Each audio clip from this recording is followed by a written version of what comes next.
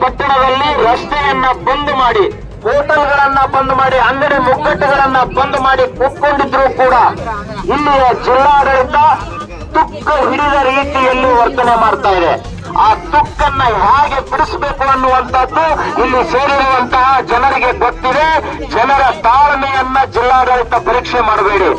ಜನ ಅಕಸ್ಮಾತ್ ಎದ್ದು ಬೀದಿಗೆ ಆ ಹಾಜಿ ಮಲಂಗನ ಮನೆ ಪುಡಿ ಪುಡಿ ಆಗುವುದರಲ್ಲಿ ಯಾವುದೇ ಸಂಶಯ ಇಲ್ಲ. ನೀವು ಹಿಂದೂಗಳ ತಾಳ್ಮೆಯನ್ನ ಪರೀಕ್ಷೆ ಮಾಡಬೇಡಿ. ದಯವಿಟ್ಟು ನಿಮ್ಮ ಜಿಲ್ಲಾಧಿಕಾರಿಗಳಿಗೆ, ಮೇಲಾಧಿಕಾರಿಗಳಿಗೆ ಕರೆಸಿ ಅವರ ಮನವಿಯನ್ನ ಸ್ವೀಕಾರ ಮಾಡಿ ಆ ಹಾಜಿ ಮಲಂಗನ ಮೇಲೆ ಮತ್ತು ಆ ಶಿಕ್ಷಣ ಸಂಸ್ಥೆಯ ಮೇಲೆ ಕಠಿಣಾತಿ ಕಠಿಣ ಕಾನೂನು ಕ್ರಮ ತೆಗೆದುಕೊಂಡ್ರೆ ಮಾತ್ರ ಇಲ್ಲಿಂದ ನಾವು ಸ್ಥಳ ತೆರವು ಮಾಡ್ತೀವಿ.